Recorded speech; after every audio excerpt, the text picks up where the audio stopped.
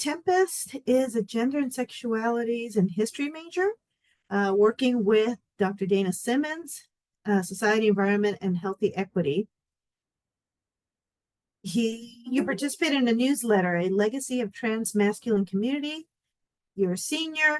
You were awarded the LGBTRC 2023 Lambda Scholarship, co-president of the Queer Alliance Student Organization, prior experience as a research assistant to Dr. Gunther, and you have an avid interest in queer and trans history. So welcome. Go ahead and start your presentation. Thank you. Yeah, I'm going to share my screen right here. So hi all, my name is Tempest Juan. I am a history and gender and sexuality studies major here at UCR. My presentation today is on my research FTM newsletter, A Legacy of Trans Masculine Community. So to provide a little bit of context, FTM stands for female to male. There are many variations of this, including but not limited to FTM. Sometimes they use a 2, F2M. Sometimes there's an arrow. Sometimes it's written all uppercase. Sometimes it's written all lowercase. Generally, it refers to individuals who were assigned female at birth, but identify with being male.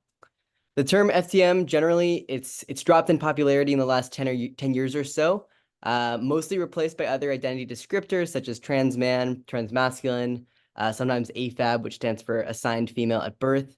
But still, many people around the globe identify themselves as FTM. Here I have 2 examples of online communities centered around this term.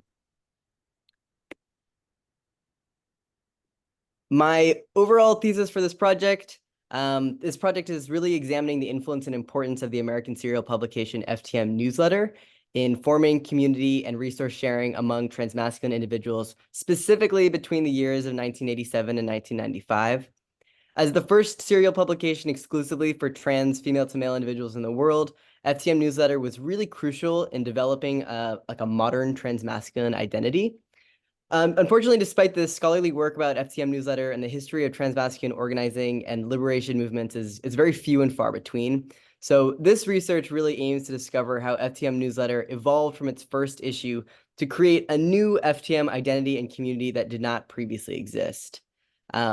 Special attention is specifically paid to the mailbox section of the FTM newsletter, which was sort of a space for readers to write in as a letter to the editor or a letter to the community.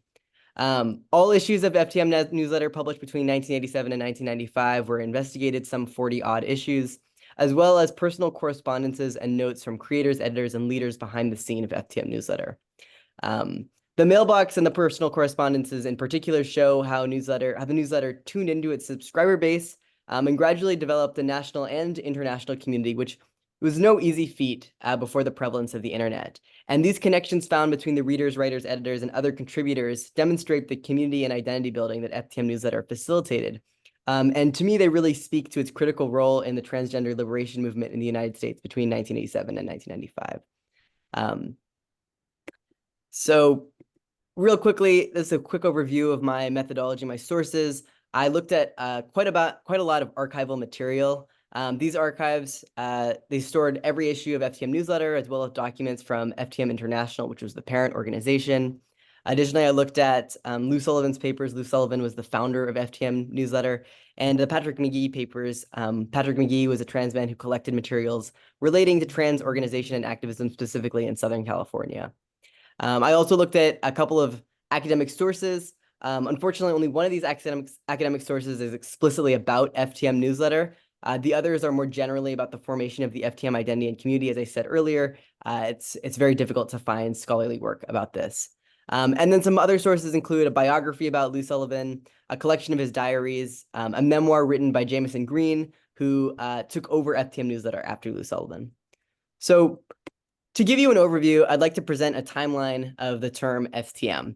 So before FTM newsletter began in 1987, FTM was a term defined by and for medical professionals to use to describe these people. It was used to gatekeep gender-affirming care for only what they perceived to be ideal candidates.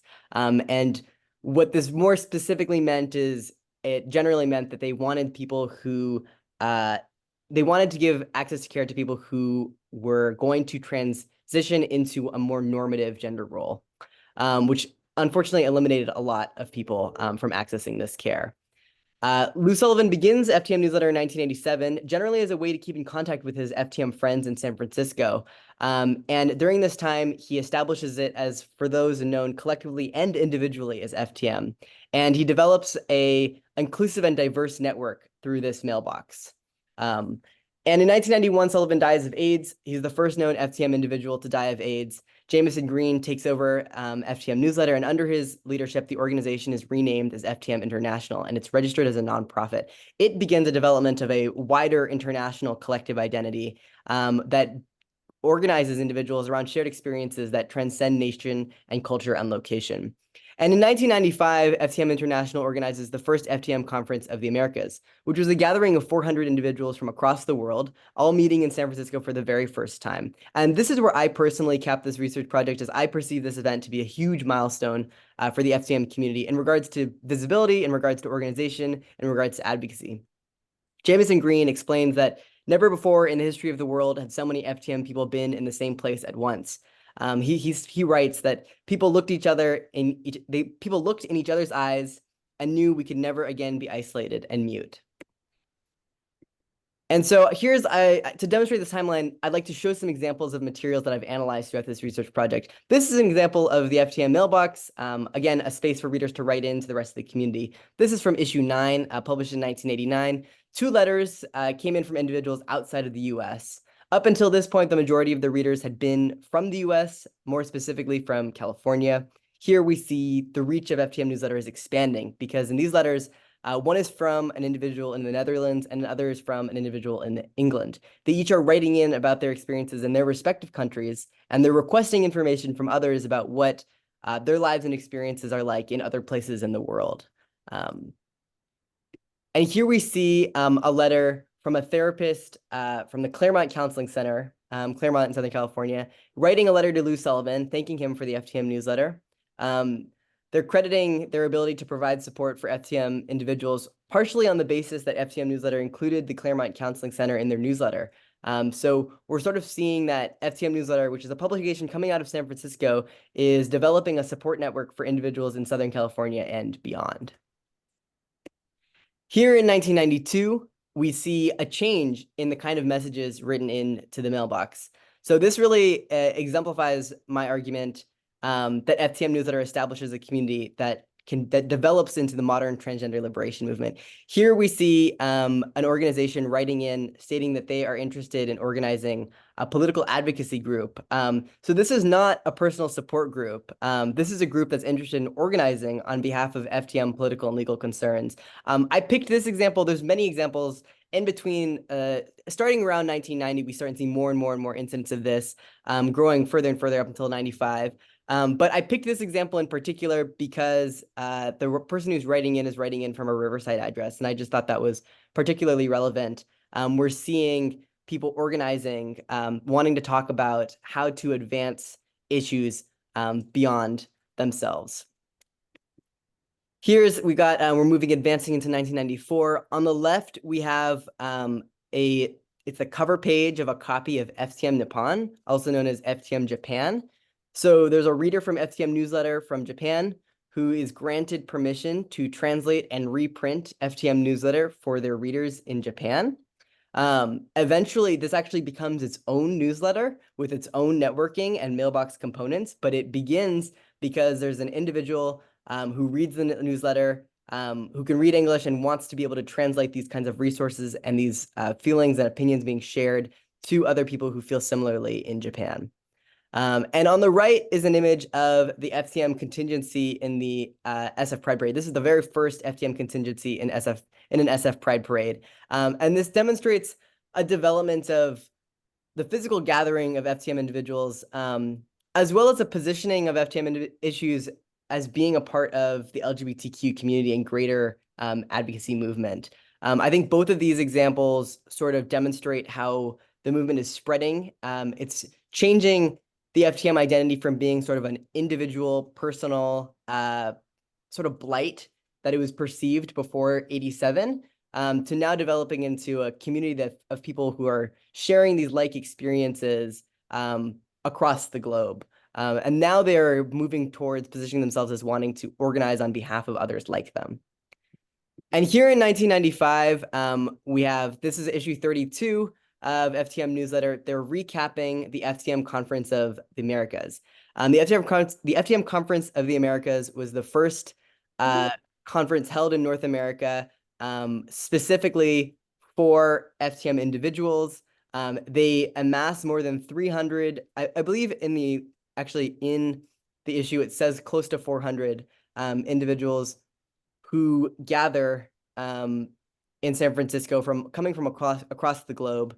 And they are really seeing this as a time when their community is coming together as one, right? A community that did not previously exist has been established through the newsletter, and now they are all, many of them are meeting each other for the first time. Truthfully, the amount of people who were able to travel to this conference represents a percentage of those affected by the newsletter and those influenced by the newsletter. And so I really think that this conference demonstrates the collective interest in people gathering and meeting others like them. And here, sort of to recap our timeline. Before the newsletter, the term FTM was really used in a pathologizing, medicalizing, and limiting sense, right? It really pigeonholed people into a definition of what it meant to be FTM that would allow them to access gender-affirming care. So people felt that they had to really position themselves and present themselves in a very particular manner in order to access gender-affirming care. This is the definition written by and for medical professionals. And after the start of the newsletter, Sullivan positions the newsletter. He really wants to fight isolation within the community. He wants others to find others like themselves. He wants to build connections, and he has a huge focus on wanting to diversify his personal, wanting to diversify what it means to be FTM. His personal story is that he's somebody who identifies as FTM, but he's rejected from gender clinics on the basis that he's still attracted to men. So he would be identifying as a gay man. And they perceive that, many medical professionals before 87 perceive that in order to truly be FTM, one must be transitioning into a normative gender role, which means a heteronormative gender role. And so they deny him a lot of access to his treatment. And so when he establishes FTM newsletter, what he's really saying in his very inclusive approach, is he's saying nobody has the right to police another's, masculine presentation.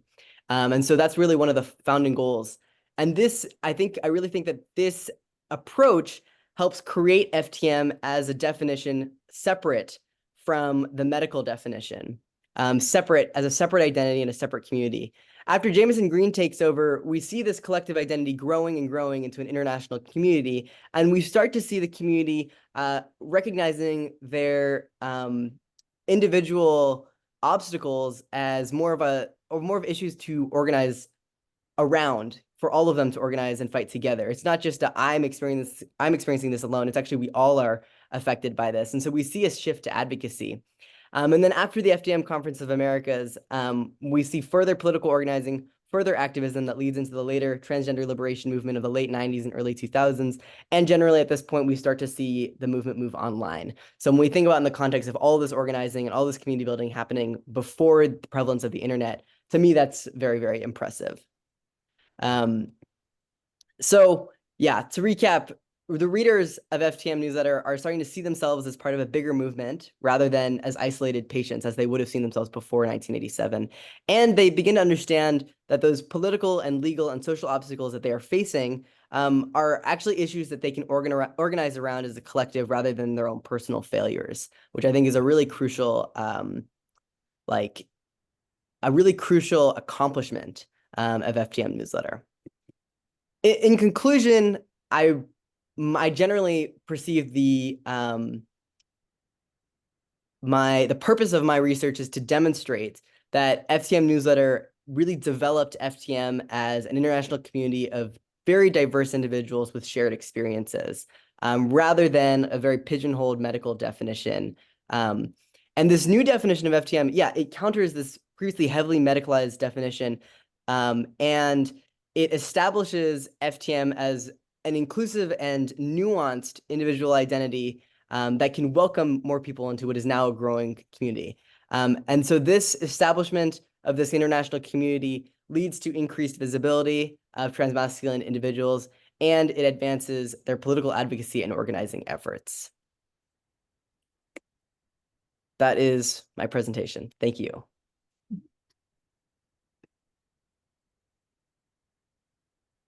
Great presentation. Did you I'll you stop start recording.